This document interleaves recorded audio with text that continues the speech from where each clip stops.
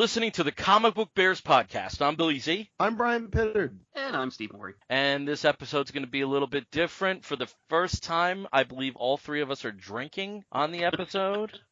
And maybe. For this rarity of rarities, why don't we first start with the drink roll call? I'll go to Bryan first. Bryan, what are you drinking? So just to set the stage, I have been brunching earlier. I have probably 6 sangria, whatever's in me. And then I had a Strongbow, what kind of cider is it? Honey Blossom cider, I think. And then now I've switched to a Yingling Oktoberfest. Okay, let's go over to Steve. Steve, what are you drinking? Just my usual, because I'm not a beer person, but I do love my cider. And I've decided to just grab whatever cider they happen to have on sale at either Lidl or Aldi's, because I'm cheap and they're close. And so this one is brought to you by Feisty Farmer, which sounds totally naughty, but it is actually very tasty. It's more of a crisp, but there is some sweetness to it. Okay, well, I went very retro today. I also went with what was around the house. And I am drinking a Molson Ice. Oh, Jesus. Yeah. What do you Wow. mean, oh, Jesus? I don't know. That was my favorite ice. Well, it's still there. I'm drinking it, for God's sake. But when ice beers were the craze, I liked Ice House the most. Huh. And then Interesting. And then the Molson Ice. Yeah. I don't. Actually, I take this back. I don't know that I've ever had a Molson Ice. Mm-hmm. I kind of want to now, just to understand. Okay. It's just a really light tasting. Right. That's what I figure. I just I don't want to drink water. That's my. Oh, it's not like that. It's not like that. Oh, okay, good. It's not like it's a Molson. So. Yeah, and it's not like a light beer, like a shitty light beer. It's not like that. Okay, good. Okay, I feel better. See, and Okay. I prefer the beer that doesn't taste like beer at all. So. Well, my favorite beer in the world, I understand, in England has a terrible reputation, which is Watney's Light. Apparently, that's like really like shit, like Pabst Blue Ribbon before Pabst Blue Ribbon became like hipster cool. I don't know. So like Natty Light. Okay. If you say, what the fuck is that? Natural Light. Oh, Natural Light. Natty. Yeah, Natty Light. Yeah. All right.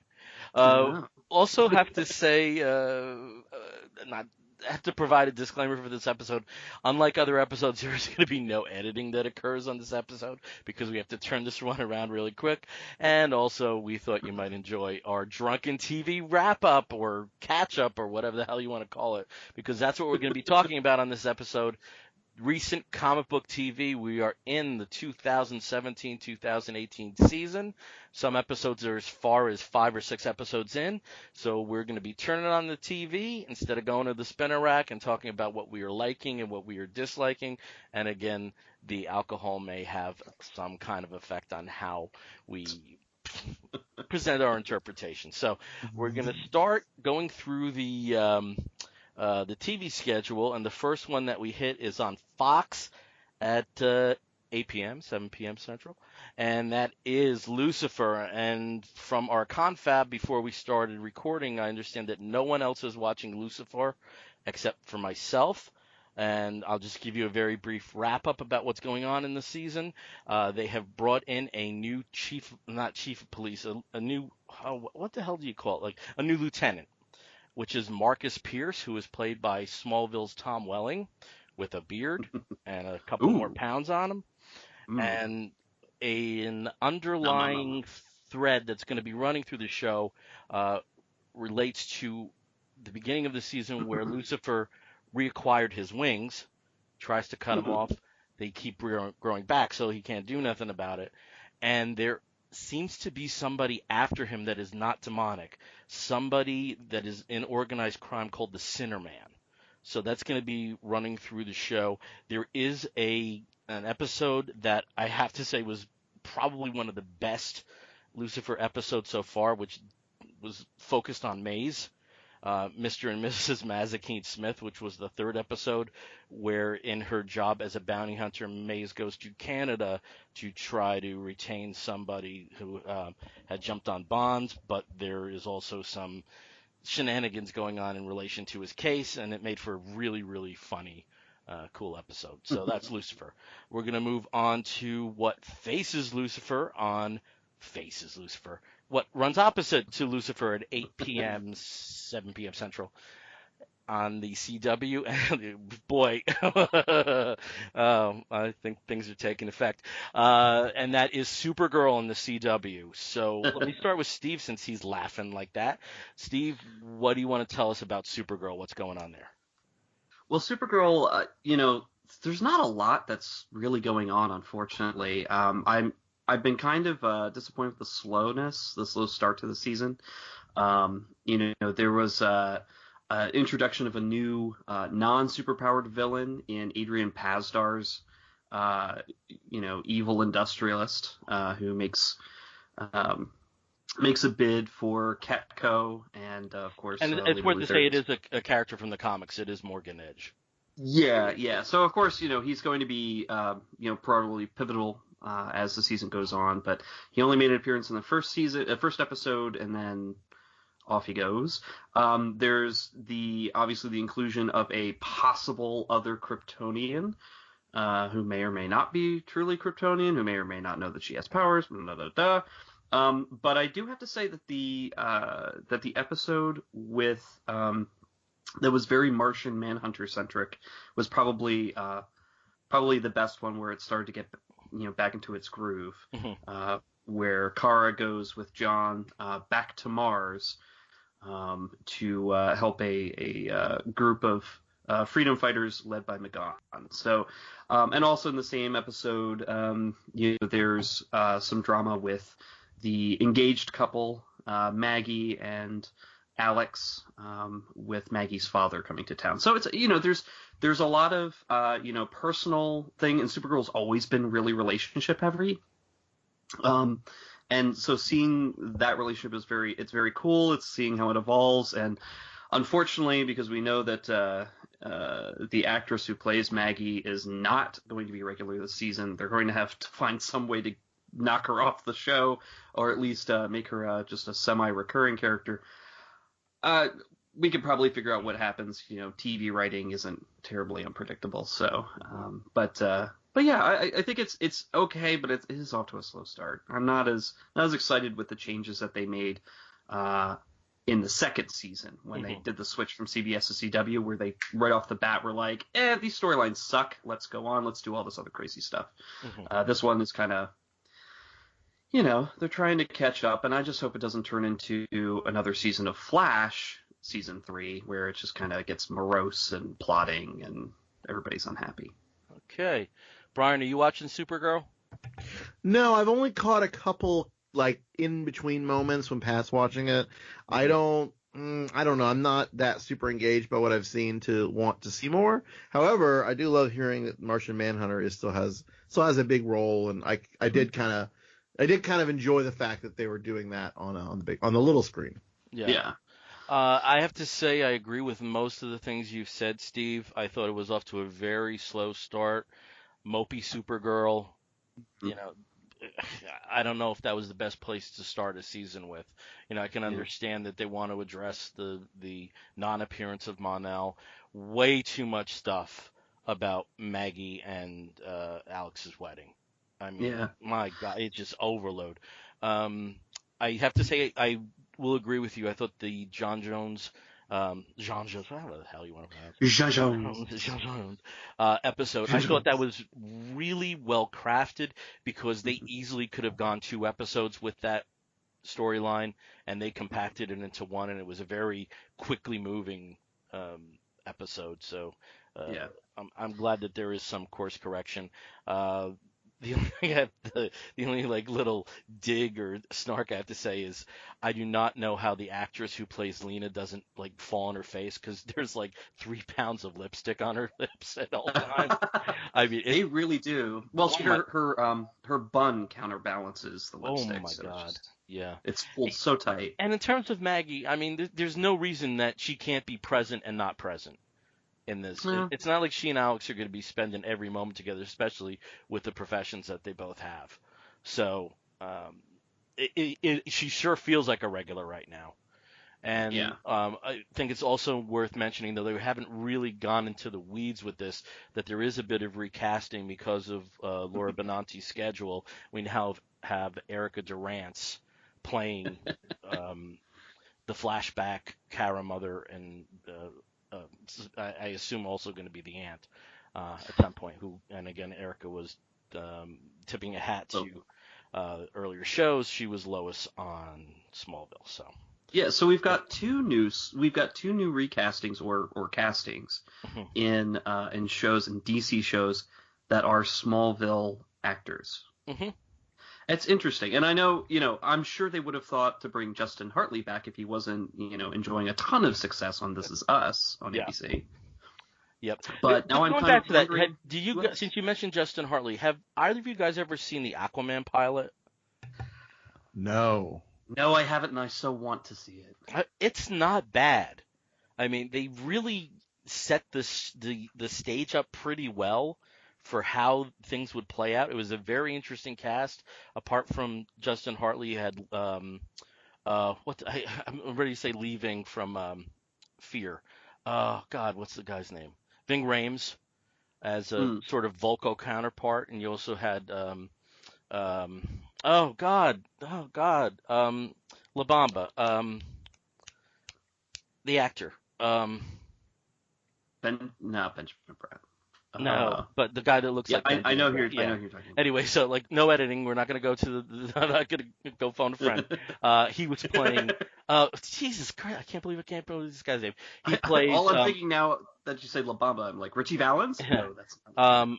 He plays Arthur's adopted father, Tom Curry, and Adrian Padalecki was the villain in the first episode. Interesting. So it's pretty good. It surprises me, given so many shit shows that the CW has picked up, particularly in mid-seasons, that this didn't make the cut when that was happening. Maybe cost. Could have been. I don't know. Yeah. It wasn't bad. Okay, well, we're going to move on to the other of the big two for the influenced comic book TV titles on TV. And, going back to Fox. And at 9 p.m., 8 p.m. Central, we are talking about The Gifted. And I think I'm going to throw this one over to Bryan first about what he thinks of this show. Ooh, okay. So the first episode I thought was very middle of the road. Okay, so for those of you not seen this is an X-Men television show, not featuring the X-Men, but rather featuring sort of newer or younger mutants on the run, and featuring a family, the Strucker family, where the father works for, I think he's a prosecutor for, mutant, terrorism, kind of going after the mutants for being naughty, having powers. And then his wife is, a nurse, I think. And then the kids are the Strucker kids. And I guess these two are from the comics. They have various and sundry mutant powers. And so they become fugitives because the kids reveal their mutant powers in public, and then family has to go on the run, and that's how they hook up with these assorted Whitman sampler of mutants, if you will. I like certain parts of it because I forgot who I read. I think it was Brett White, who really loves the show, said, this is like the truest representation of the X-Men sort of zeitgeist where, the world doesn't accept them and they're on the run and they're always trying to sort of, do the right thing, but also not get caught by the Sentinels, which Sentinels in this case are the Sentinel services. They're kind of like an FBI or a agency that's out to kind of track down the mutants, but they do have some technological stuff that they can deploy. And in the first episode, the pilot, directed by Bryan Singer, which is interesting, of course, of X-Men, of 3 out of the 4 X-Men movies. Wait, 3 out of 4? Is that right? Let's see. He did 1 and 2, 1 and right? 2. Yep. And then, Ratner did Days of 3. Future Past. Yeah. And did he do Apocalypse? Don't think so. Okay, so we'll go with 3 out of the 4, 3 out of the 5. So, because X-Men 3 doesn't count, but So here's my thing. People in it. Amy Acker plays the mom, love her to death in Joss Whedon stuff. In this show, she doesn't get zany. She gets kind of the concerned mom look all the time. And, maybe that'll change and grow over the course of the show. But I don't know. I feel like she's wasted, and I'm not loving her. Bill from True Blood, I forgot the actor's name. married to Anna Paquin, also an X-Men alumni. Again, I don't know, plays a concerned dad, kind of maybe wasted. No one is standing out. Oh, and then there's one more, Eclipse. So not Sunspot, but I guess there's another character that they've invented. I don't think it's from the comics. His name is Eclipse, but he's effectively Sunspot, it seems. Right, he's not Bobby DaCosta, but he is sun-powered or whatever. And of a Latino background, yeah. And Latino, and he looks. Oh my God, the actor they found looks exactly like Oscar Isaac's, slightly younger brother. They're pretty people. The show's got Blink in it, kind of a proto younger, just discovering herself Blink. Warpath is prominently featured. I think his is probably the most successful translation from the comics, maybe. And Lorna Dane, can't forget I almost said Lorna Doone. Must be hungry. Lorna Dane played sort of goth girl. Again, kind of younger, discovering her powers, all that stuff. So we're I think 4 episodes in, and I actually on about the 3rd episode got up and said, you know what? I was watching it with my partner Pat. I said, if you want to put on something like Gifted, that's fine. I may not be in the room the whole time. I'm going to kind of do other things and walk around, because there's so much of the show that is so boring to me. And it's not just because it's a family drama or it's got relationshipy things. I can handle that if it's good. But to me, this and some of the relationship aspects of other shows we're going to talk about, they're just not good. They're very, very mediocre at best, and the only things that get exciting are the exciting moments, and honestly, they're not even that great. So overall, to me, The Gifted is just a big middle-of-the-road X-Men, adaptation, sort of. But I don't know. I have a hard time really investing myself in the characters, and I don't know where they're going. It's so all over the place. Now, I will say, Darren Gillihunt, who's going to play Ahab? Yeah. I like him as an actor. I think everything he's done that I've seen him in is always very interesting. And so he will be, I think, hopefully, something that the show can sort of use and propel him forward. And I'm very interested in that. But everything else so far, I could take it or leave it. If I didn't catch up with it, or if I didn't, Pat started watching it without me because I'm busy, I'd be okay with that. So, Steve, what do you think of The Gifted? Okay. Well, I just like Bryan, I kind of feel that, they're putting characters out there that have some history in the comics or no history in the comics. So it's an X-Men show without X-Men. I want to support it, so I've been watching every week. But I'm kind of concerned that they're really not going anywhere with it. It's kind of I guess it's the curse that people who are going to be watching the show have a lot of high expectations, whether they know the X-Men from the movies, whether they know the X-Men from the comics. And a show like this with some X-Men characters and some original characters, and obviously a family that's supposed to be our way in, our window into the mutant underground and the mutant experience. It's okay. I'm not super excited about it so far. I like the concept, but the execution's kind of lacking. Okay, I will agree with you there. I think this show, there's a crassness about it in that it seems, okay, who isn't being used in the X-Men or the New Mutants films? We'll put them in, seriously, because it's D-list characters or variations that go. I think it's interesting that, Bryan, you said it's Warpath, and I think that depends upon when you come into the X-Men. It's actually Warpath's older brother, Thunderbird. Oh God, I keep forgetting that. Yeah. Which is like effectively the same character. Well, same right. You spend such little time with the other one in the grand scheme of things. So you're right. I also find that John Proudstar in this is the only likable character. Oh, yes. I totally agree. I mean, and the one that really gets me is I almost said Lorna Doone too, is the Polaris, because it's just, what a bitch. let her rot there. I don't want to rescue her.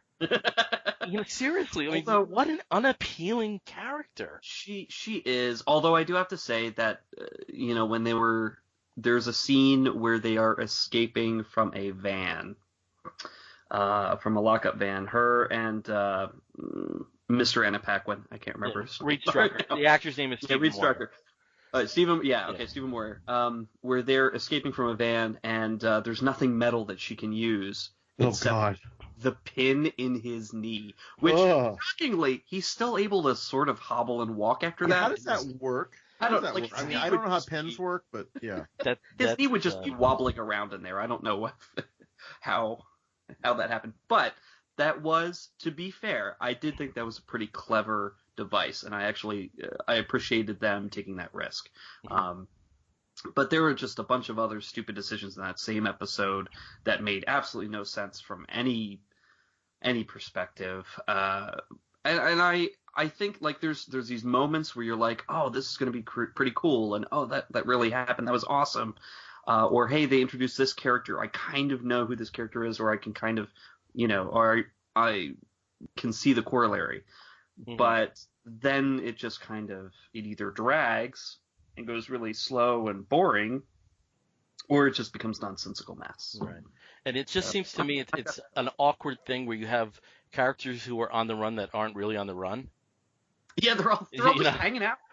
Like, how big is Atlanta that they haven't happened upon this place yet? Yeah, and from the trailers, I mean, I think it'd be an easy assumption to think that the show is mainly based around the two Strucker children, and that they'd be on the run. Right. Yeah. So I don't know how that goes. Well, it's interesting that the next episode might shift the stat. Come back. To wrap a certain part up. So yeah, we'll see. I mean, I just really want to know where they're going. Like, a lot of shows capture my interest when I really see the arc or feel like I'm in the current of the river, if you will. And this show does not feel like a river. It feels like this chaotic whirlpool of crazy and sometimes boring stuff. And I just don't know. And again, like you said, the characters not being likable, it just means you just don't care as much. Like, those two kids are just annoying little brats. And I don't mind the girls much. I don't mind the girls. The girl's not so bad. The girl's not so bad. The kid, the boy, it's like, I just want to smack the shit out of him half the time. Just Yeah. Anyway. Also should mention that this is a fairly short series. It's only scheduled for 10 episodes. I didn't realize for this that. season. Yep, it's a very short run. And again, it's probably, I would say it's probably due to cost. I would think that this is not a cheap show to run. But also, I think that's the way that TV is going. I think that they are being more practical, that there are some shows that do not warrant 26-episode seasons. But I have 13-episode seasons. I have an even bigger problem than with the narrative structure of this show, because if it is a 10-episode series, like, case in point, Fargo, let's say, and admittedly Fargo is one and done season and then you move on to something else, but like, if you're telling me after episode 4 we're only like where we're at in the story, what the hell are they doing? Like, I don't know. Inhumans also bothers me a little bit, which we'll talk about in terms of the overall plotting of the story and how things are unfolding. Pacing is the biggest problem, I think. Well, I mean, other than the unlikable characters, but pacing is a huge problem with Gifted, for sure. Okay. 4 episodes just to get them out. Yep.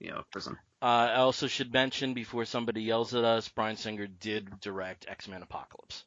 Okay, good. You can't blame him for that. Okay, so we're moving on to the next night, which is Tuesday nights at 8 p.m. on the CW. And we're going to talk about The Flash. And it sounded at one point where Brian was chomping at the bit to talk about this show, so I'm going to throw it over to him. Brian, what are you thinking of The Flash? So I've evolved on my stance about The Flash. The first episode of the fourth season, I just did not like. I thought it was kind of hasty and, the high stakes of what happened in the season finale, and then to sort of just resolve it very quickly, and apparently not have much of a side effect or ramification afterwards. It bothered me. What I will say is, after seeing episodes 2 and 3, I do see what they're doing. Mm-hmm. I understand the structure of the season based on, at least a little bit. I see goalposts, if you will. I feel like the big bad, as much as I don't know very much about him in the comics, I feel like it is at least it's interesting. It's a little out there even for the Flash, but it's interesting. And I think the tone and the relationships of the characters, again, maybe sometimes a little less than more, I think it's really making this a joy to watch, and much less morose and dark than the previous season. Mm-hmm. Yeah. So yeah, I and again, we're starting to scrape the bottom of the Flash barrel, let's say, in terms of obscure villains, and like Kilgore, I had to look up. I admittedly, I'm not the biggest, deepest DC fan, but I love DC. But like, I didn't know about Kilgore, other than I thought it was a reference to oh God, Styx. Is that it? No. What was the band that did something about Kilgore? Kilroy was here. Yeah. Okay. So I was like, is this a Styx reference? What's going on? That was the second episode, and that was okay. The third episode with her name is Hazard, I think. Oh, Lady Luck. That was a joy. That was a beautiful, light morsel of television, and there was a little bit of stuff in there to kind of work with. But Harrison Wells being back, or Harry, always a joy to see. Oh God, my names aren't working today. My brain. Tom Blame the Cavanaugh. alcohol. Tom Cavanaugh. Like and what's funny is, even though he's playing a character he's played before, he's playing a character he's played before in a different way. That's a little less sure of himself, a little less gravelly, and a little just more kind of trying to figure out what he's doing. And I love that. I actually think that's really smart. And I thought that was really good what they did with his arc. That he's not there because he's prevented from being in his parallel world or universe or whatever. It's just he got kicked out because he's a pain in the ass. Right. And I thought that was a really nice device, instead of this, like you said, sometimes they can heap on the morose unnecessarily. And this was a nice touch there, I thought. Yeah. Yeah. Go ahead. Oh no, I was just gonna say this third episode. They have been a lot lighter the past couple of episodes than the entirety of season 3.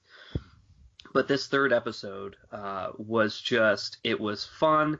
The stakes were high, but the tone was light, which made it extremely fun. It was fun TV. It was a fun episode, and I hadn't realized how much I'd missed fun Flash episodes. Yes. Because all of season 3 was, Iris is going to die. How horrible are we going to feel at the end of every episode when we haven't figured out how to stop her from dying? And then this one, it's just, they don't really know what's going on. Obviously there is some kind of, revelation in the third episode of what could be happening, but it sets up for all sorts of fun, crazy surprises. And I know that Katie Sackhoff is going to be making an appearance as one of those characters. I'm so excited about seeing her, and I know it's going to be a fun appearance. It's not going to be like okay, well, how awful is this going to make it? Who's going to be on the chopping block this time? Is Caitlin going to be like super evil now? And I don't know. Oh God, I'm so happy that they kind of sidestepped the Caitlin thing a little bit. Yeah. Because the way they ended it at the end of the third season, you could have seen them just writing her off or making her a sort of a anti-hero or whatever. But the fact that she is right back in there, integrated with the team, admittedly not free of the Killer Frost thing at all, but at least keeping it at bay and doing her thing is joyous. I mean, this you're right, Steve. You nailed it on the head. The third season was so oppressively dark and morose because of the Iris thing, and then ultimately how they resolved everything, and then Killer Frost. It is a return to the show's joyous, fun, and even though they're kind of playing around with different characters, spoilers. I mean, we talked about spoilers. Wally kind of runs off and does his own thing, so probably won't be as much of a. Of course, he'll be back, but like they move characters off the board a little bit just to kind of work things out. But that's actually even part of the story that they're suggesting, that there is this grand scheme that's unfolding based on some manipulation. So I mean, like, it's smart. Like, there are things. Oh God, there was something they did that was really stupid. Pat and I noticed it, and we're just sitting there like, that makes zero sense. Like, that's... with the wedding? The trying to get married real quick. Well, that was a joke. That was just a joke. But that was supposed to illustrate, Hazard's bad luck field, I think. That almost felt like they were 2.5 minutes short on the episode, and they needed something new, Yeah, and the therapy session is again one of those CW-isms, and you have the characters and they're having their relationship, and but again, I'm willing to give a show a pass for those moments that aren't as successful if they get the right tone, you care about the characters, and you see where it's going. Or alternatively, a show like Mr. Robot, not that we're going to talk about today because it's not a comic show, but that it does other things that also are equally entertaining, like shakes up the ant farm every now and again and surprises the shit out of you. But tell me about the Thinker. Is that the guy? Yeah, but it also does not appear to be anything like the DC Comics version of the Thinker. Okay. There doesn't seem to be a lot of alignment with the backstory. Who knows what they're going to do with this? Yeah. Okay. So, Brian, I have to say I totally agree with you with that first episode. The first episode was such a misstep. I know they had to get Barry out of the Speed Force and all that. Grant Gustin, he's a charming actor. He's not a heavyweight. It was painful watching him be psychotic or whatever the hell that stuff was. Yeah. Yeah. I mean, he just doesn't have the. He just doesn't have the goods to pull that off. Sorry, Grant. And that was the thing too, is that it also kind of made me worry a little bit. It's like, oh my God, are we going to have another season 3 where it's just going to be Barry broken and everybody else trying to pick up the pieces for the whole season? I think thankfully not. Yeah, I think they did course correct nicely. I like that they have a number of villains, or not even villains, because the person that we're going to see next week is the Elongated Man. Okay, that's what they're doing. Yeah. I thought that's what. So okay, cool. It won't necessarily be villains. They may put Barry in it may all contribute to putting Barry in whatever situation the Thinker is manipulating. But and also the next episode is co-written by a comic book writer, Sterling Gates, and is directed by Tom Cavanaugh. So no way, cool. Well, there we go. Yep, and also speaking of directors, Kevin Smith is directing a Supergirl episode too. Oh, awesome. Which he has directed one before, I think last season, or no, the first season. Yeah, I think he's touched all of the CW shows apart from Legends of Tomorrow. I believe you're right. Yeah, I see. He's definitely done an Arrow episode. He definitely did a Flash episode because they were very happy he actually knew it was the director walking in who actually knew the continuity. So like, oh, here we go. Somebody who's actually watched the show and knows the comics. And they're describing, and then they're going to meet at a coffee shop. Oh, CC Jitters. And they're like, oh, thank God for you. Okay, so we're going to stay on the CW. We're going to go to 9:00, 8 p.m. Central Time for DC's Legends of Tomorrow. And I think I'll throw this one over to Steve, even though I think he's behind an episode. But no, I'm I'm behind. I'm behind one. Okay. Well, I'm an imperfect person. So we'll throw it over to Steve. Steve, what can you tell us about DC's Legends of Tomorrow? Well, again, I think in this one too, I think CW may have gotten a lot of feedback from last season for all of their previous seasons from 2016, 2017. And on this one, I have been like DC Legends of Tomorrow has been one of the lighter shows of the the Arrowverse shows. This one definitely has gone back to being as light as possible for season 3. Obviously throwing in like these big, huge, universe-changing things, but every week we get a fun, ridiculous show. And I do love that. I know last season they did have a lot of that, but I think this season too, they're really playing it up. They're definitely hamming it up, but not in a way that makes it completely unwatchable. Nick Zano has been a lot of fun to watch this season. He is the one who's playing who's playing Steel. He's cute, but he's also got a lot of the best comic lines. He and Ray Palmer and let's see who else on that show. But just basically, I just love the cast, and I think they really play well together. And the show has gotten has taken their premise and just thrown it off the rails. Like, I don't know, this show jumped the shark in like the first season, so it doesn't really matter what they do now. Just that they go back and forth in time, encounter crazy people, and just have fun with a lot of these DC characters that we haven't seen in other shows. So that's a lot of fun. I like it, and I like that they're opening up the Zambezi and Vixen mythology a lot more this season. And actually, this past week's episode made me go back to rewatch the animated series of Vixen, both season 1 and 2, that they just recently released as a full-length movie, because I believe there is going to be a lot more sort of playing off of some of the stuff that they touched on in that. Brian, anything to add there? I mean, I didn't realize about the Vixen animated thing, and then Pat actually had to look it up and sort of go, oh, that's what this is. There's a character they're bringing over from that and doing this. And I like the show overall. Again, this is kind of like the reason that Flash is succeeding.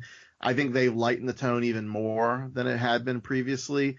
The only thing that's a little weird to me, but I'm sort of going with, is this whole Time Bureau thing. That was going to be my point exactly. So I'm really interested to hear what you say. It's odd when you have an agency that is ostensibly good, led by a hero, former teammate who seems like he's just doing his thing, and they're at these weird basically the main characters of the show called the Legends, which I hate every time they're called the Legends, just stupid. But that they are so bored with their lives that that they somehow don't think they could just do superheroics on their own, like they used to do previously, but in their new post-Legends life in the first episode, they're, bored so senselessly that they all get together and they steal their old ship, which, okay, whatever, it's a conceit, I get it. But, like, being kind of at cross purposes with this time agency, that's trying to basically fix things that the Legends broke. Like, it's just a weird premise to start from. But, again, the show wins you over with its charm and with the, let's be honest, DC fan service, which I haven't seen the third episode, but the second episode, holy shit. There's so much DC fan service in that episode, from B'wana Beast to Man of Steel. The throwaway line, I mean, nothing big, but just, again, DC porn, right?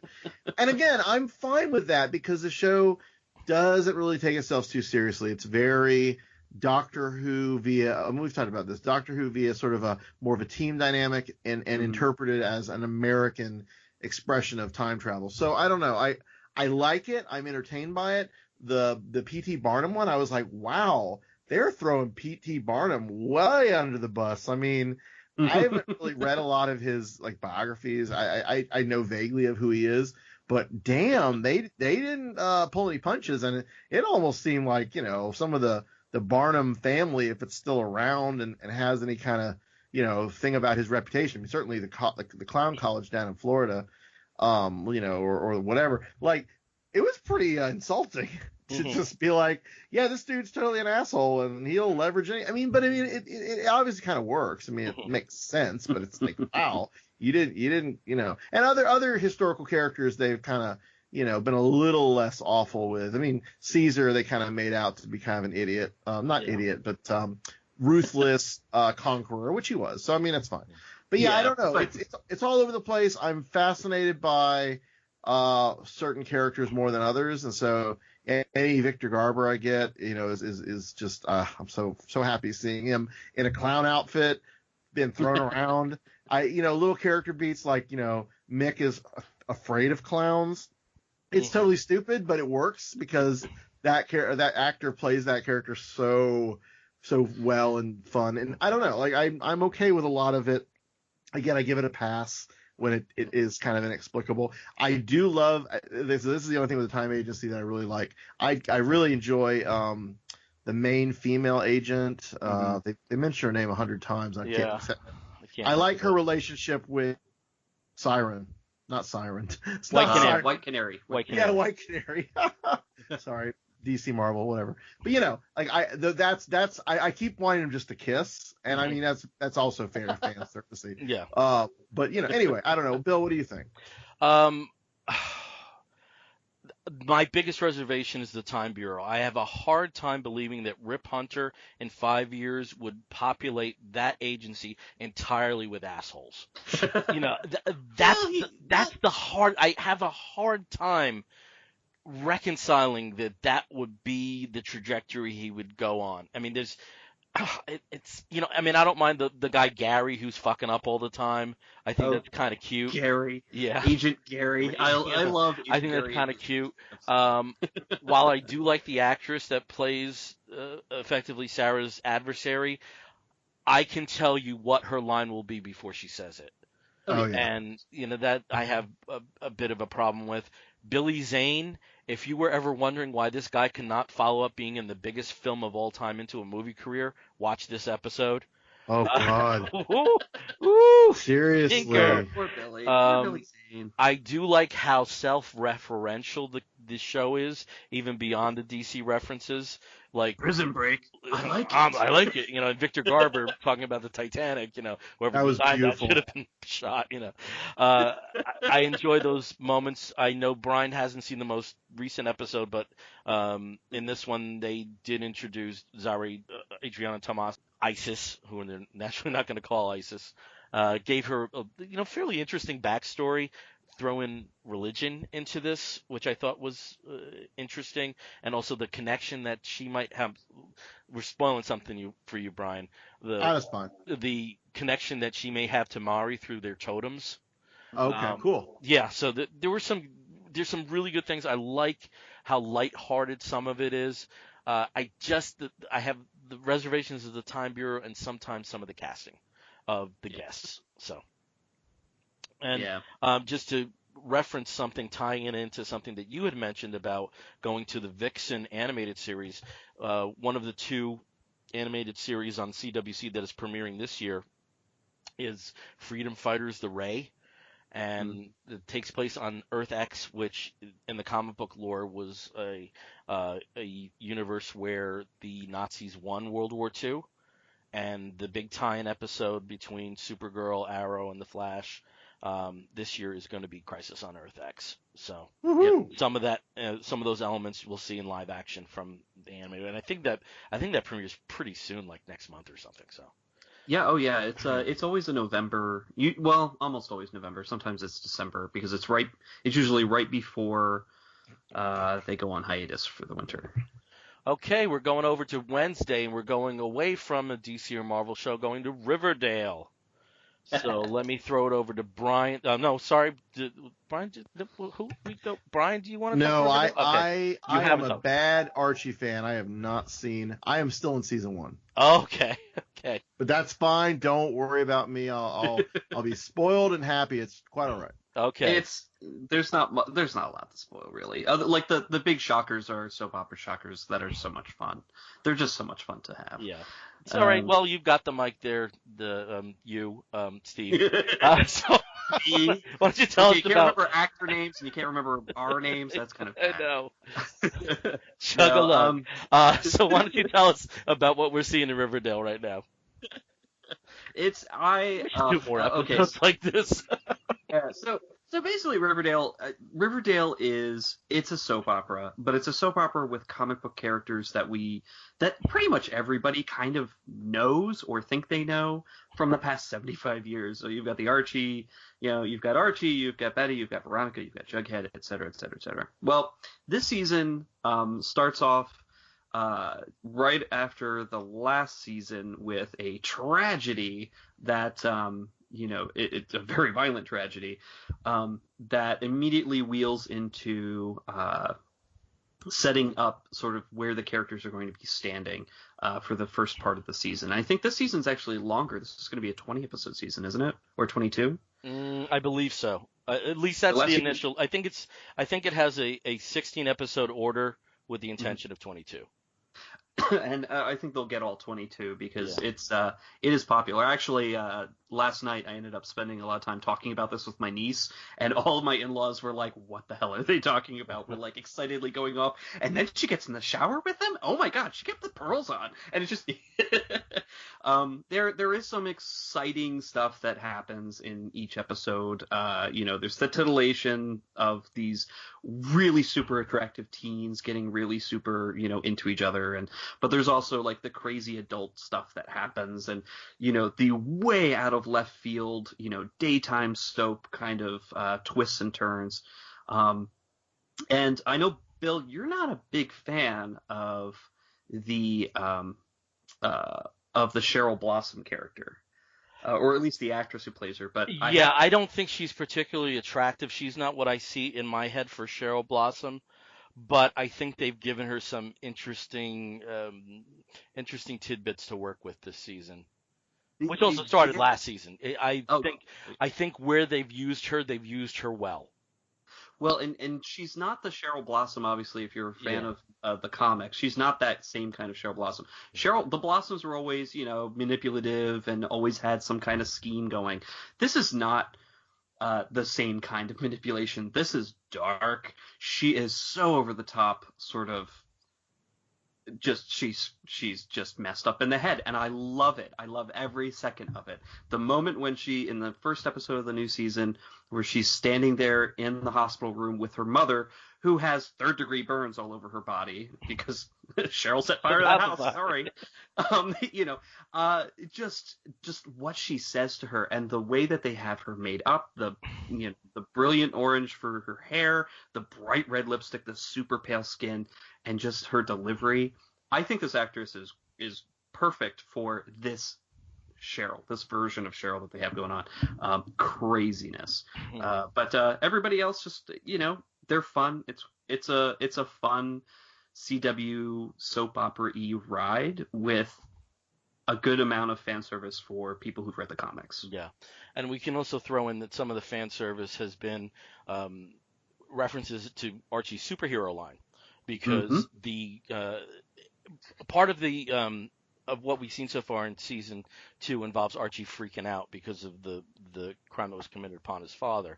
So he gets into a vigilante mode, and the vigilante group he creates is the Red Circle, which, if you know your Archie comics lore, that's an important name. There have been a lot of those nice little nuggets throughout. I like things that they're doing so far with this season. I like Jughead's arc about going the South Side and effectively needing protection from the Scorpions. You can give me the Serpents, yeah. You can give me crazy Betty's mother any day. I just love Alice Cooper, which really is her name. My one reservation about this show so far is what we've seen both last season and this season was a remarkably well cast show. Hiram Lodge, Veronica's father, who's been a mystery presence through the first season, actually comes in the second. He's played by Mark Consuelos. Mark Consuelos cannot act his way out of a paper bag with 17 holes in it. He is a terrible, terrible actor. And he's just there for the eye candy, to be honest. That's really all he's there for. Well, you know what? If that's the candy, if that's the candy, I'm taking it out of my Halloween bucket and putting it into yours, because it's not tasty to me at all. And plus, I mean, he's got, the young woman who plays Veronica is so good, Camila Mendes. Camila Mendes. And I honestly think if she plays her cards right, she's got a very long career ahead of her. She's very talented, and she's pretty she magnetic. Overpowers scenes with him, and he's twice her age. And who's the pro there? Oh, whenever he comes on screen, I just lose it. I just lose my interest in the show completely. Terrible casting, terrible actor in a part he should not be in. So well, and hopefully, I don't know how integral he is going to be in every episode this season. The actress who plays Hermione, who did a pretty good job being what's the word I'm looking for? Sympathetic in the first season. She's already started, her character has already started going off the rails, and that's going to be a lot more fun to watch rather than, whatever they're going to make him do. Yeah. So the women on the show are great. I mean, they're riveting. The men on the show, for the most part, with the exception of Jughead, tend not to have a lot to do, except for this season. Of course, Archie has a lot of staying up really late with a baseball bat. So that's for him to deal with. Yeah. But yeah, no, I'm it's fun. It's brain candy. It's really fun to talk about. But the only way to talk about it is to sound like you're a teenager. All right. You have well, to talk like, oh my god. Yeah. Well, that's the thing is there is this CW tradition of shows featuring teenagers where the dialogue is what teenagers think they sound like. Mm-hmm. And it's a fine tradition. There's some remarkably well written episodes of Dawson's Creek. Yeah. That fed into that mentality, and there's a continuation of that, and some of the better episodes of Smallville, but not always. But I like that their world building was not bound to any preconceptions. Mm-hmm. And I think it's a well-crafted show. I just, when you have bad casting, it throws it off. It's just palpable when that guy's on screen. It's, the ball drops, and terrible, terrible casting choice. Okay, so I think I have to take the lead with this next one, which is Gotham, which has entered its 4th season. Yeah. Whoa, oh baby. I don't know. Can I preface this with Go the ahead. fact that I stopped watching Gotham at the beginning of the 2nd season. So for 2 years I saw nothing. Mm-hmm. But this year I'm actually caught up on season 4. Oh, okay. But this is like seeing all of season 1, Mm-hmm. seeing practically nothing in season 2 or 3, and then jumping right into season 4. So imagine that, for those of you who have watched it, how that makes a viewer feel and what kind of grounding they have going into this. Okay. I made a Facebook comment a couple weeks ago that Gotham jumped a school of sharks. I don't know where to start. I mean, this season is so crazy. I mean, it's even crazy by Gotham standards. Yes. To set things up, Penguin has regained control of Gotham's underworld, and he starts issuing licenses of misconduct, where they're effectively licenses to commit crimes other than murder, and the GCPD and the mayor are looking the other way. All right, so you have to accept that premise, okay? Okay, so we move on. At the end of season 3, Mr. Freeze froze the Riddler, and the Riddler was the centerpiece at the Iceberg Lounge, which was Penguin's new club. Through a fangirl of the Riddler, he gets unfrozen, and he connects with the former Butch, Gilzine, now Solomon Grundy, who does everything but say Hulk smash. He does. He also doesn't wear shirts. And he doesn't wear shirts. I'm happy about that. I don't mind him so much in that, but it's whoa. Well, Solomon Grundy always was a Hulk smash kind of, the way they looked. Right. In the first few episodes, Bruce has gone out on missions as a quasi-Batman in training sort of character. Came up against Ra's al Ghul, played by Dr. Bashir. Not exactly my casting for Ra's al Ghul. And at least the temporary resolvement of that thing with the goddamn knife involved the slitting of the throat and murder of a 12-year-old child. Who's Bookworm. Yeah. Or one of the Bookworms. Was the Bookworm family. Barbara's back, and we don't know the mystery. We assume that she got thrown into the Lazarus pit, but we don't have anything to definitely say that. The thing that I had the biggest problem with was Harvey being on the take. After all he's been through, I can understand the character being on the take, but not the lines of dialogue that provided that the rationale behind that. You don't know my bills, Jim. I mean, it's just I don't know where to start with it. There's so much wrong about this show that it's like, and then like if you want to see, like I go back to casting. If you want to see terrible extras, go to Gotham. Go to the scenes where they're having these like Fight Club nights, and that was just a weird way of reintroducing Leslie. We now have Falcone's daughter, who is completely charisma free. It just I have a soft spot in my heart for this actress because she was in Teen Wolf, and I loved her as Allison in Teen Wolf. So okay. I don't know. It's just a thing. I might be looking the other way for her, but I think she's trying to play manipulative, like sweet manipulative, but she's not. I don't know. She's just not doing it the right way. I could see her be. She does a very good cold, calculating whatever, but those moments haven't really come up much. So it's mostly just her trying to be sweet with Penguin, which is just kind of weird. Weird, yeah. And the only thing I will say in its defense is I thought the characterization of Professor Pig was right on. Oh God, yeah. That was so creepy. That's the thing so I right saw. Yeah. And that I think that's all I've seen really is that end of that episode. It was not even the beginning, just the very end where he's talking to Jim and then the stuff that followed. And seriously, yeah, I was like, this is perfect. But Grant Morrison's villains and some takes of his Batman lends itself to the insanity of this series. Like just totally plays into that. So I mean, and I thought way back like in season 1 they had a vaguely Professor Pig-like character who they were at least possibly doing. But it's been so long, and honest to God, like Steve said, I mean, I stopped watching after that first season, and my drunken takedown of that what I watched, that I just get little bits and pieces from Patton. The saddest thing is I've missed that whole bizarre bromance, gay relationship, bromance between Riddler and Penguin. That whole thing. I'm so. Mm-hmm. I mean, I probably would have really enjoyed for the ridiculousness of it. But yeah, no, the Professor Pig is perfect. Yeah, I actually, and aside from the fact that, I like the eye candy of Solomon Grundy, they really did kind of shoehorn Butch into that for sure.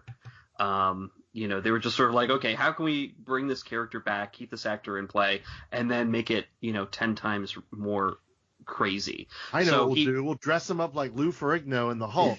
Yes. Down to like the same outfit choices and odd skin powdering. Well, yeah. Well, his hair mostly. I guess it just made him slightly extra pale. But just his introduction as Solomon Grundy, he beats up a bunch of, and this a lot of people take offense to the word hobo, like it's mostly homeless people or whatever. But these are good old fashioned bad movie hobos, awesome. For lack of a better word, with just drinking hooch, playing an old phonogram of, the Solomon Grundy nursery rhyme and singing along to it drunkenly. I don't understand this. What kind of homeless culture is this where they like to sit around at a swamp and sing children's songs? I don't know. They took Hodgman's hobo stories literally and invented this. Like it's just it's funny. It's funny. Getting back to what Bill said, like I don't understand how this show continues. Who's watching this? Who's entertained by it? What do they like? And I see random people every now and again on Facebook posting about good things. They're like, oh, I love that, or oh, this was whatever. Yeah. But more often it's the what the fuck is this? This is ridiculous. And it's been like that from. There are shows on Fox that don't make it 4 episodes that are brilliant. Yeah. I can't even. I don't know. Yeah. I'm not sure. Well, maybe actually they don't have to. The good thing about this one for Fox is that cost-wise, this would be a little bit less costly because it's Warner Brothers Studios that are filming it. So it's not 20th Century Fox that's having to foot the entire bill for the production of it. Oh, I gotcha. But then again, it also is a show that films in Brooklyn, and that can't be cheap. No, it can't be cheap at all. But for some reason they get some good people on it every so often, and they've had a pretty loyal cast. So and it's on season 4, and someone's watching it. They're doing something right. Yeah. I don't know what it is, except for the fact that I've been watching it. I've watched every episode this season, so of a show that I swore I would never get back into. So I don't know. Maybe Maybe I'm there's something such a hypnotic. chump. I will watch like anything DC. I'm such a chump. You guys know I'm no fan of Lobo. If they had Right. a weekly Lobo TV series, I'd watch every episode. Oh, no, I I admit it. I'm nuts. It's just like the definition of insanity, right? Like like a recurring action, expecting a different reaction at some point, though it'll never happen. I don't know. Well, they have to introduce Lobo because they've teased him already in Supergirl. Mm-hmm. Yeah. They have to. Somebody is going to be some like big muscle dude is going to be cast as Lobo. They're probably going to get it terribly wrong, but whatever. It'll be a Lobo. Yeah. And we will watch it and we will enjoy it. Okay, we're gonna move back to the CW, 9 p.m. Eastern Standard Time, 10 p.m. Oh no, 8 p.m. Central. Arrow. Steve, you want to take this? So Arrow, again, it had the CW curse last year of being just one depressing, horrible, how much worse can it get kind of episode every week. And thankfully, this year, they did not start with that. They did a very quick sort of, recap episode to start the season, just saying like what happened at the end of last season's cliffhanger, and where everybody kind of is. Where's the status quo now? And it's interesting. It is a little bit lighter. There's definitely the Olicity thing is back for all of us who really love Oliver and Felicity together. But that just happened. But that just happened. That just happened, yeah. It just happened, but it kind of like in the first couple of episodes, they did have some hints about it. There was some flirty looks. There was some like trailed off sentences. These things. It was coming back because people really liked that, and we missed that from last season. But there is an added wrinkle, and it's the Cousin Oliver wrinkle. You introduce a kid into the cast, and it could go horribly wrong because then you're forced to take certain narrative directions that aren't always what people want to see. Like we don't really care about like spending time with the kid making scrambled eggs. We're kind of hoping that the kid will just sort of stop being such a little shit. And be like, Daddy, can you take me to the Arrow Cave? Like, I would want to see that. I don't want to see, like, I don't want you to be the bad man anymore. Like, I don't want to see that. So, hopefully, there will be some kind of thing. Because, again, by putting Oliver's son, William, in the show full-time, that could cause some issues. Although there is another wrinkle, too, where Diggle is now taking more of a center stage and is obviously going to be part of another major storyline. But I don't know. That's my take on it. I'm still going to watch it this season, like I've been watching it the past 5 years. And I'm hoping that they keep up a lighter tone and make it more for the fans as opposed to whatever the hell they were doing last season. Yeah. The one overriding problem I have with what we saw in the first episode is I have a really hard time buying that Oliver would be treating Slade so courteously, given that he killed his mother. That's very CW. That's very CW. Oh yeah. Well, actually, what's funny? There were two things with that. One, that's the same hospital room from the Speed Force prison last season. Same hospital room. Secondly, I kept shouting at the screen, so you're telling that guy good luck. He's the one who stabbed your mother with a sword, killing her in front of you. That didn't happen that long ago. Yeah. Like, I hope you find your son. Like, what? But whatever. It is nice to see, hot beefy New Zealanders on screen. I also had a little bit of a hard time reconciling KG Beast, not KG Beast, Anatoly, reverting to an enemy. I thought that was awkward. It was almost as if they had like another actor and like, oh shit, you can't make it. So we'll try to make chicken salad out of chicken shit. I know, because he's too cuddly. Was too strange. He's too cuddly to be KG Beast, really. I just kind of want to give him a hug and, I don't know, have a drink with him or something. Wild Dog is only slightly a better actor than Mark Consuelos, so but I've been saying that since day one. And William is a bit too annoying. I can understand that this kid went through a trauma, but Yeah. there's been so many compassionate overtures to him that at some point you're just a dick. That's, that's the way I'm feeling it. I don't necessarily think that using Katie Cassidy as evil Laurel, Siren, whatever the hell her name is, that's already worn its welcome out. I'm sorry. There's I don't really find that very interesting. there's got to be something. It's either Malcolm Merlin, I'm sure, is behind a lot of stuff, or maybe there's another new rich industrialist baddie somewhere in there And that's collecting also, some of these.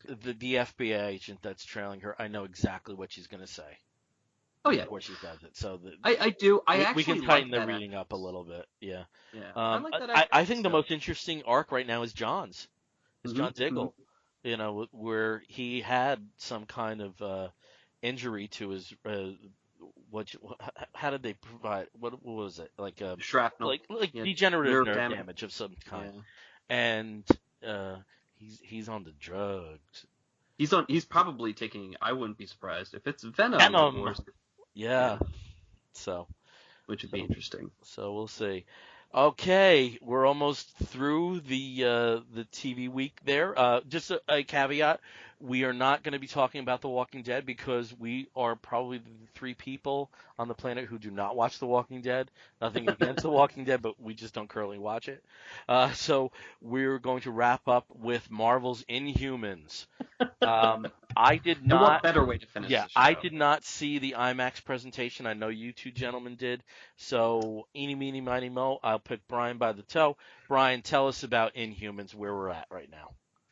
So, I think the only reason that we were super excited about this series, and then the IMAX presentation was to see Lockjaw on the big screen. And if that is your success criteria, is seeing a giant bulldog that teleports brought to life on the big screen, I think by those criteria, it was a resounding success. I will say that I otherwise thought the IMAX experience, which was the first two episodes, which when they aired the television version was a different edit slightly, and were aired at the same like a TV movie kind of thing. But to say anything was movie or filmic about this thing, not at all. It is guilty of many of the same problems that have plagued S.H.I.E.L.D. over the years.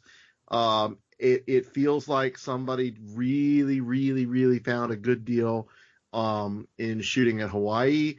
And like, I would not be shocked. I have not confirmed this, but if the Hawaiian Travel or Consumer Board or something was not a major sponsor of the show, because not only is it filmed in and set in Hawaii, specifically Oahu, there are moments where it feels like they're taking you on a tourist's, like, now we're on the Waimea Falls, and now we're in beautiful Waikiki, and here's a shot up on Mount, the mountain I actually have been up there, where Crystal's summoning all the lightning and everything. It's beautiful. It's really, really cool. But like, it's just so blatant, and it's also weird because, like, I guess there are actors now who just live in Hawaii and work in the Hawaiian television and film industry. Like, the guy who played Desmond from Lost shows up. And, isn't that funny? He's still there after, how long ago did Lost go off the air? But almost crew-wise, everybody went to Hawaii Five-0. Yeah. And many actors. Well, did that guy go? I mean, he must have. I'm sure he made his appearance, yeah. But other actors you'd expect to see didn't show up. Anyway, I guess at the end of the day, the most successful thing about the show is Lockjaw. He looks amazing, and I will tell you, the thing that Pat and I, every time he shows up, we always look for is his wagging little nub. Oh yeah, he's got the nub. You know they're a bulldog owner or a bulldog. They did their research on bulldogs, because that little nub is moving exactly the way it would on my dog's butts and any other bulldog owner's butt. I mean, perfect. Like Havoc. So Havoc is our dog who looks like Lockjaw, sort of. Like perfect. They nailed Lockjaw. And again, if that's your success criteria, Inhumans is amazing. It's the best show ever. Somebody is going to do, once all the 8 episodes are done, someone's going to do a Lockjaw super edit and just call it the best parts of Marvel's Seriously. Inhumans. It'll be 3 minutes long. I will propose that best of Inhumans edit also needs to include Karnak, because I am now convinced after what are we up to, like 5 or 6 now? 6? We are up to episode 6. We only have 2 episodes left.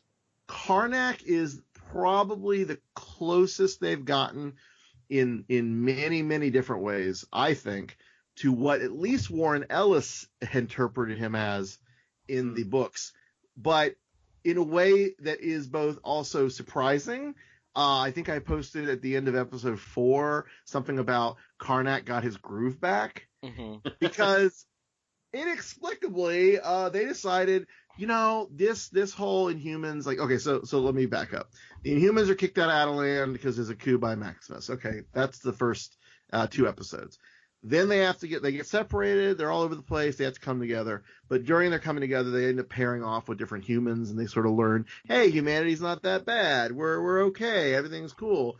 My favorite pairing so far has been Medusa and her nerdy NASA buddy.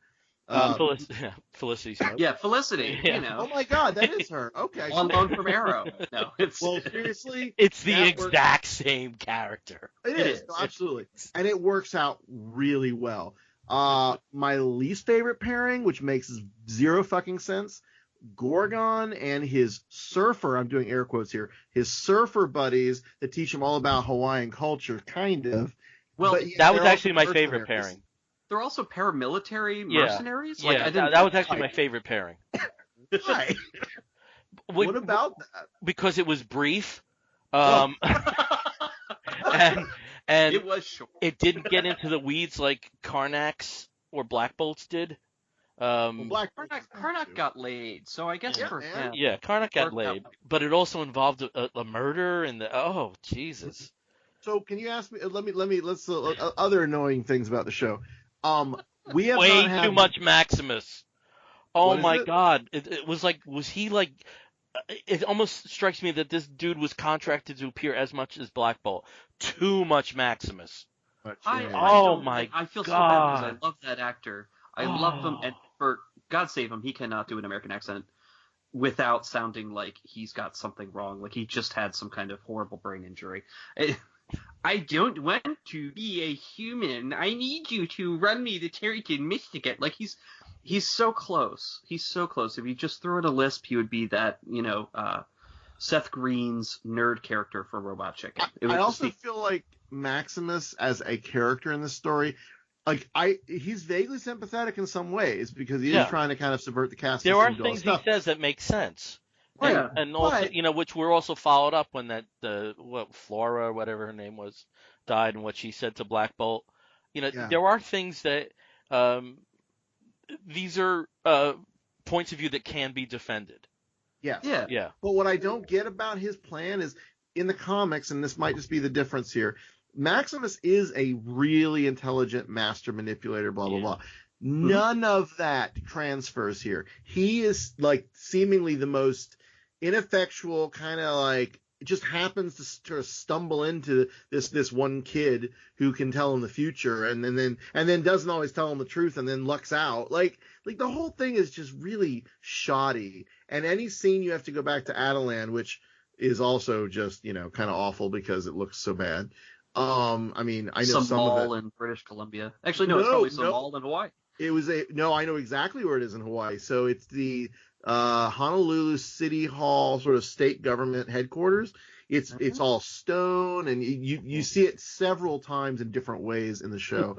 But yeah, and sets, I'm sure too. But anyway, long story short, just so dumb and pointless. And his whole side story with this ginger guy who I swear I've seen in something else too. He's been around, but probably on Lost. But like, and Hawaii Five-0, but like that whole weird like relationship, and then they're friends, but they're not. I think Steve, you may have even said this before when we've talked about it. Like, it's like someone really tried to do a Game of Thrones thing, but really just badly. Like, just Yeah.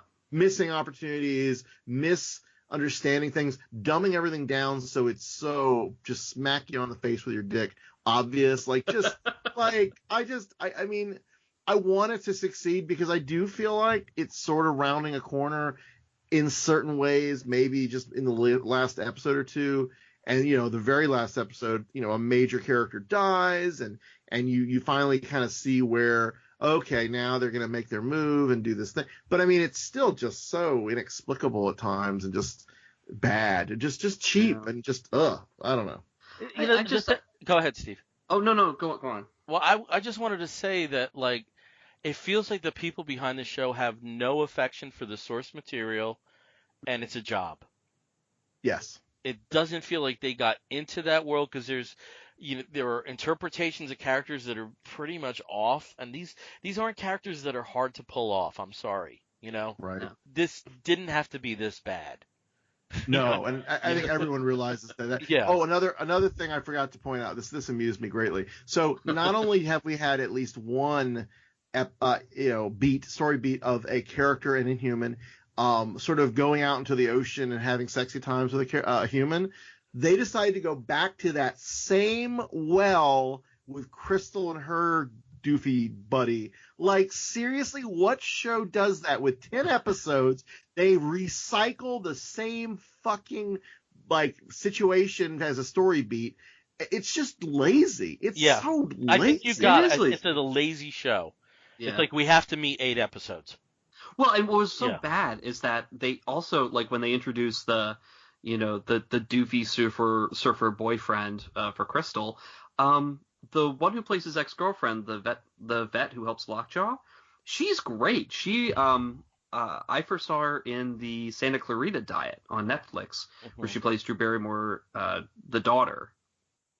She was great. She's in here for a little bit more than 5 minutes, but that character, that would be a lot of fun to see. But no, we gotta have the scenes where Crystal goes off with the boyfriend and like learns to enjoy life and blah blah blah. I don't know. It's just it's basic. This is a basic bitch show. It is the basic bitch of all Marvel shows for sure. Seriously, it's like they had to throw, because they doubled down on Inhumans instead of mutants. That they were like, well, if we're gonna do Inhumans, we have to do the Attilan humans. We have to do, the royal family. They've got to show up somewhere in the MCU. Let's, and I know they originally wanted to do a movie, and then it got downgraded, and in this case, very much downgraded to a TV series, or a miniseries, really, a TV miniseries. And now it's, and it shows. It shows that they were just sort of like, we got to put this in here because we freaking bet all of our dollars on Inhumans that nobody wanted, because it doesn't make any sense. So now we got to put these people in there and just have them in there just to say that we did them. And I'm sure that on Agents of S.H.I.E.L.D., or maybe somewhere down the line in one of the MCU movies, we're going to hear some random reference, oh, we talked to our friends on the moon, or some crap like that, just to throw that a bone. But that's about it. I doubt we'll ever see. Honest to God, I don't think it's going to happen. I think they're going to. It's done so badly. Oh, yeah. I would be shocked because S.H.I.E.L.D.'s probably going to, wrap up here after this next season. I would assume. No, they're not touching this with a 10-foot pole. And if anything, down the road, the MCU movie universe might go, you know what? Let's actually give this a shot, because this. But I think it kills it. It kills any future for these characters in any Marvel cinematic or TV. It would have been so much more interesting if the premise behind this was the new humans meeting the Inhumans. Yes. That would have been that in some ways that would have written itself. Yep. And it just, they presented a really uninteresting story. Some of my other reservations, there's no industry on the moon apart from Norelco for the shavers that they have from Medusa. what we Oh, well, have don't said. forget they make a lot of rocks. Yeah. They do really like to dig rocks. I know some people have really enjoyed Ken Leung's performance as Karnak. A personal bugaboo with me is like I hate the appealing lead character. So like Yeah. I'm never a fan of House or Monk shows like that. So Karnak seems to be totally in that bucket. Um, the Lemon and actor salt. whose name I cannot pronounce for my life, who plays Gorgon, not much of an actor, but a definite personality, a definite Yeah. presence. I wish possibly if he had had different creative team behind, we might have seen something a little more interesting. Uh, we already mentioned Felicity Smoke. I'm just looking what's The going on faux here, Felicity. and oh, Mortis. I don't know where he picked up American slang. It's just that was a little weird. I did like that beat where they all ran from Mortis in this last episode. I thought that was an interesting beat. Mortis has actually been an interesting character, and it's Yeah. totally contrived. But I like the choice. It's odd, but I love the choice to make him sort of a smartass, not this super serious whatever, but just this really sardonic, bitter bitch. Like, I mean, if that is the show's boldest choice, then at least we got that. You know what I mean? That and a giant teleporting bulldog. The best. So good. The best. And I also think you might enjoy this, Brian. The next episode, episode 7, is entitled Havoc in the Hidden Land. Oh, that's awesome. All right, well, that is our TV wrap-up. Do you gentlemen have Woofs of the Week? Sure. I mean, we could throw some. I could throw a Woof of the Week in here. All right. Let me go first because I'm worried I'm going to cry. So let me go. My Woof of the Week goes to my chemistry teacher in high school, William Molnar. He was somebody who really helped me through a really dark time in high school after my mother died when I was 17. I ended up working for him as a lifeguard when he managed the Ordell Swim Club that I worked at during the summers. He died suddenly earlier this week at the age of 74. And I just want to tell people that if they have somebody who's like a second father or mother figure to them in their life and they haven't reached out to them in a while, please do that, because you never know when something like this is going to happen. And it actually was a conversation among the 5 of us last year, when we also had Justin and Matt on, where I actually brought him up, and that moved me to email him just to say hi, and I'm really glad that happened. So there's a slight comic book Bears connection there. So thank you, Coach Molnar. So that's my woof. I went first for the first time.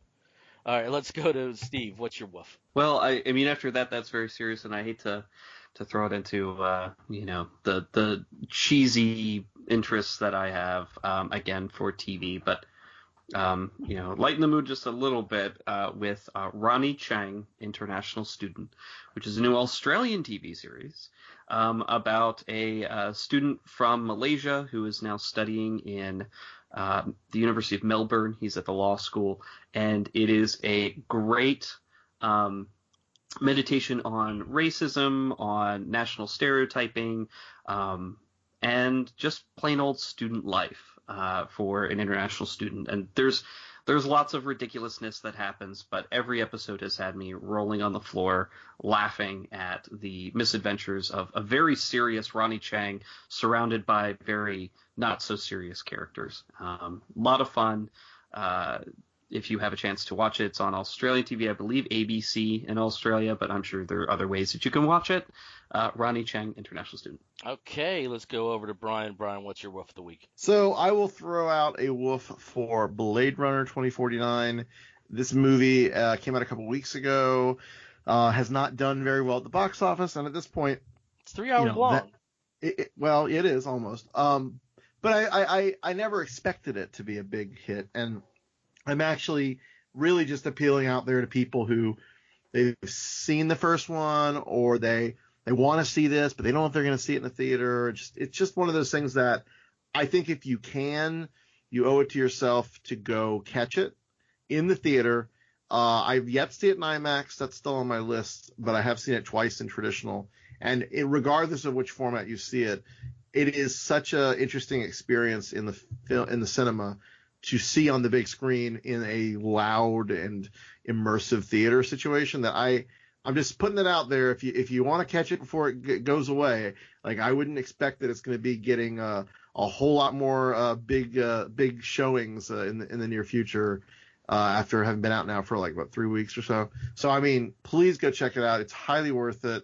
You may not like everything about it. It may challenge you in some ways. It may also disappoint you in other ways. But I think it's one of the films this year that has, I think, been the most well executed and sort of surprising, and yet living up to some of the height of its predecessor. So if you haven't seen it yet, please go see it. And, when I said it's 3 hours long, I'm not saying it's a bad film because it's 3 hours long. When you say it's 3 hours long, it doesn't get as many viewings in that all-important first weekend, and that can definitely affect box office. Yeah, absolutely. So that's where that came from. I didn't mean to be a dick. No, absolutely not. I don't know what it's like by you guys. Professor Marsden and the Wonder Woman, I couldn't go the first weekend, and it's gone. Not even the Art House in Princeton is playing it. Yeah. I want to see that too, so Yeah. I'm not shocked though, because it is such a limited release, Mm-hmm. Yeah. But sometimes with films, like, you'll still get it like in a second and third weekend, maybe just like 1 or 2 showings, per day. Yeah, so I was surprised that just gone. Well, there's a lot of indie stuff that's coming out. This is kind of the race towards the Oscars, so the end of the year they try to get everything in. Yeah. So, but yeah, that's another movie, Professor Marston and the Women and the Wonder Woman, that I definitely want to see. And we actually all got invited to a screening. Ooh. Yeah. But ooh. If I couldn't make it, I couldn't see how you guys would have made it into New York. So that's something. Well, actually, shout out to a friend of the show. John is going to be going to a screening of Thor Ragnarok tomorrow night, which would be Monday before the premiere in the U.S. So, and our friend Chris has already seen it. Ugh, man! All these lucky preview people. And I know somebody who saw Justice League. Oh my goodness! Oh my god! And you've been listening to the Comic Book Bears podcast. Good job. Nice. Again, we are the Comic Book Bears podcast. You can find us on the Twitter and the Tumblr and the Instagram as Comic Book Bears. You can find us on the Facebook as Comic Book Bears podcast. If you want to listen to us, you can go to iTunes or to Stitcher Radio. And if you want to reach out to us, you can do so by sending an email to comicbookbears@gmail.com. Hang on, I got to take another swig. Got to keep Daddy charming here. Hold on. So, until next time, I'm Billy Z. I'm Brian Pittard. And I am Steve Morey. You're going to hear a woof and an explosion. We'll be back real soon. And happy Halloween, everyone. Take care. Woof!